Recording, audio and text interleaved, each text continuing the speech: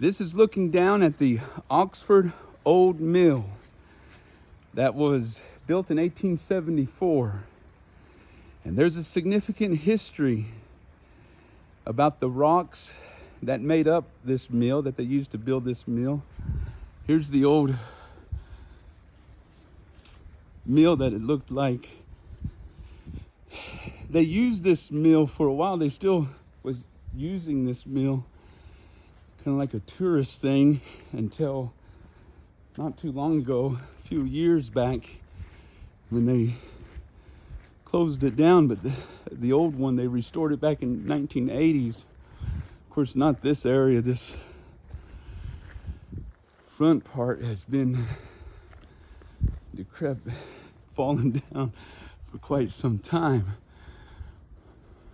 But down here, they restored in the 1980s this old mill that was originally built in 1874.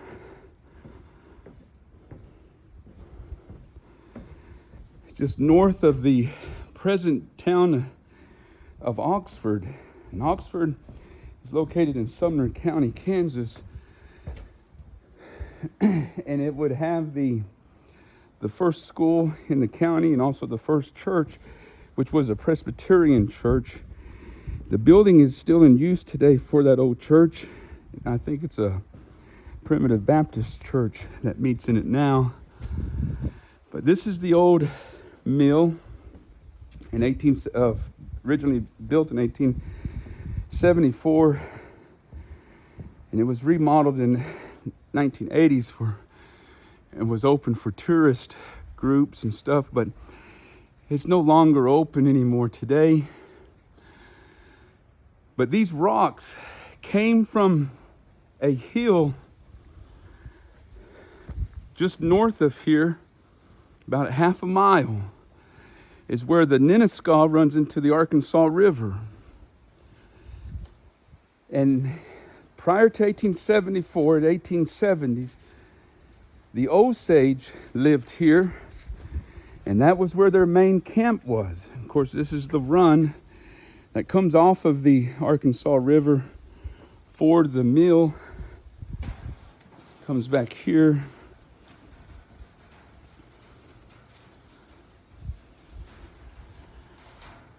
But the Osage, this was the home area of the Osage. Their chief for this camp, this group, was Nampawala. The Osage would leave here in 1870. They would sell their land in this part of Kansas and relocate to Indian Territory, present-day Oklahoma. And their chief, Nampawala, passed away before the tribe relocated and was buried at the old Osage camp area, which is just half a mile north of here at a hill. And this is where the stones would come from for this mill, is that hill that used to be the old Osage camp. And Nampawala's grave was at that hill, and it would be in the 20th century where grave robbers would rob it. People robbed it, and his remains have since been lost. But the Osage have an interesting history with gospel mission work. Chief Claremont of the Osage, George Catlin in the 1830s painted a portrait of Chief Claremont, and Claremont requested, and for his Osage band that were camped over by the northeastern Oklahoma and Arkansas area, for gospel mission work to be brought to his people. And there was a significant movement of missionary work, gospel work, at the request of tribes for their people, several tribes, and primarily Methodist, Presbyterian, and Baptist.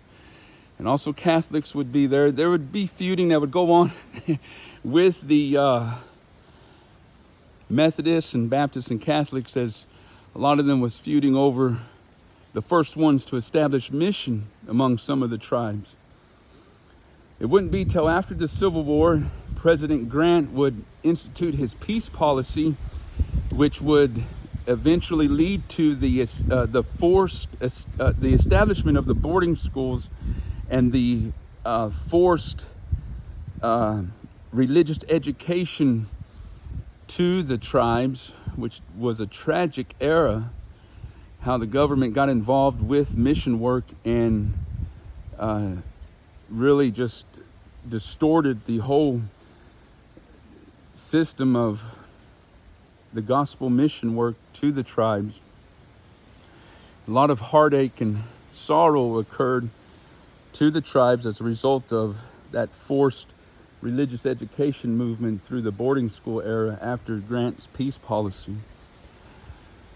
But the Osage have a very interesting history with the gospel mission movement to tribes, because it was their chiefs that requested, and it wasn't always, it didn't always create a peaceful situation. The Delaware had a interesting history with gospel mission work.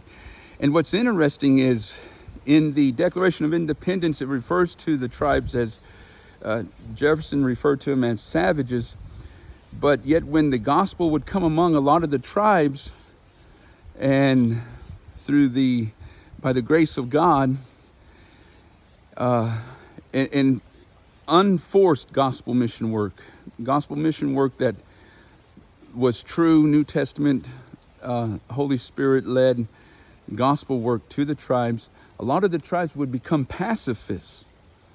And that's very interesting, that the tribes would become pacifists as a result of the gospel influence among their people. And but there's more that could be said about that. So this is the old mill of 1874, that the rocks came from the hills, one of the high hills north of here. That was the original Osage campment, and the chief would be buried there, and his grave is no longer known. Of course, his grave was in the early 20th century.